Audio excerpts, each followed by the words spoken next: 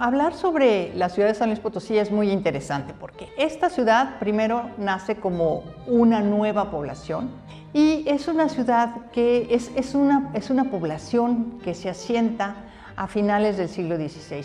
Y los chichimecas que había en esta zona particularmente se denominaban huachichiles. Esos huachichiles fueron pacificados por el capitán Miguel Caldera en esta zona y inmediatamente comienza a llegar población española. Pero no es posible asentar una población en el Cerro de San Pedro porque no hay agua. Y el lugar más cercano al Cerro de San Pedro, donde había agua, era el Valle de San Luis. Y el pueblo de los españoles se funda aquí legalmente el 3 de noviembre de 1592. Vamos a decir, la ciudad comienza, el pueblo comienza a crecer paulatinamente a partir de 1592 y 1593, este reparto de solares. ¿Qué es el reparto de solares? Es la asignación casa-habitación a los españoles que se querían avecindar en el lugar. La ciudad de San Luis Potosí adquirió el título de ciudad, o sea, el pueblo de San Luis se transformó en ciudad hacia 1656, compra el título de ciudad, se ordena que cuando se da el título de ciudad, que la ciudad de San Luis Potosí haga sus ordenanzas. Sin embargo, esto no lo logran hacer, lo van a hacer hasta el año de 1806. Una vez comenzado el siglo XIX, viene la Guerra de Independencia.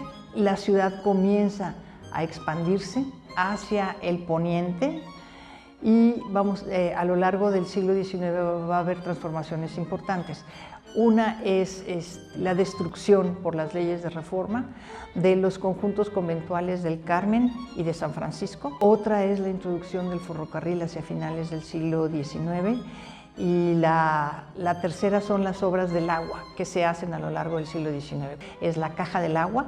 La Caja del Agua queda establecida para 1831 y es un proyecto de traer agua desde la Cañada del Lobo a través de galerías filtrantes hasta esta. Pero ya para finales del siglo XVIII, principios del siglo XIX, es agua que está muy contaminada porque las haciendas de beneficio trabajaban con mercurio y el mercurio contaminó gran parte del subsuelo del centro histórico de la ciudad.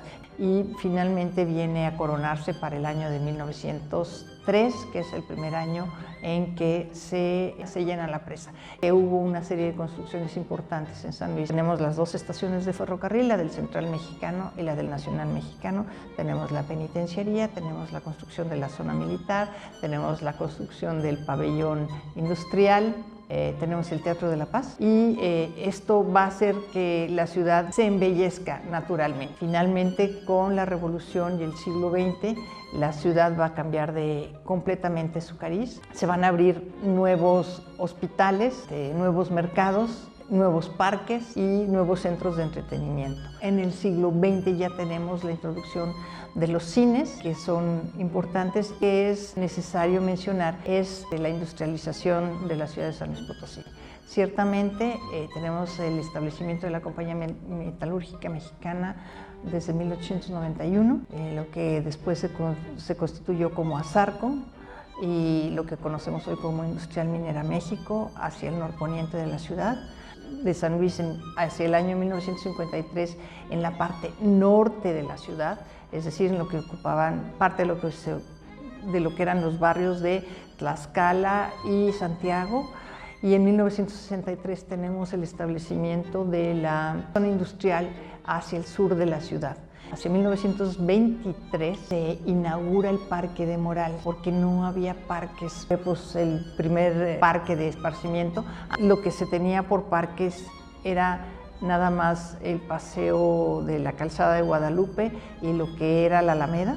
A raíz de las leyes de reforma, de que se rompe el conjunto conventual del Templo del Carmen, tenemos la apertura de la Alameda como paseo público, pero luego se establece el Parque de Morales y hacia 1985 se inaugura el Parque Tangamanga 1 y posteriormente se va a inaugurar el Parque Tangamanga 2, que son realmente los pulmones de esta ciudad.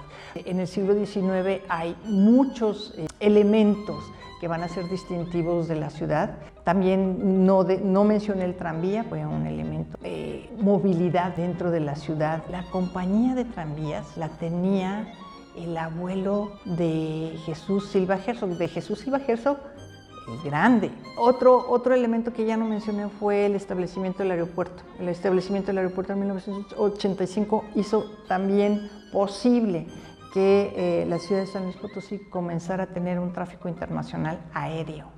Sí, porque todo era por tierra y principalmente a través del ferrocarril, pero en los años 90, cuando el ferrocarril se cierra, prácticamente la única vía que queda para comunicar San Luis es la carretera 57. Bueno, el desarrollo de San Luis es un desarrollo muy impresionante, si lo vemos continuado desde el siglo XVI para acá. Es más, podríamos decir que es la última gran ciudad hacia el norte de la República Mexicana. Podemos decir que es la última ciudad barroca.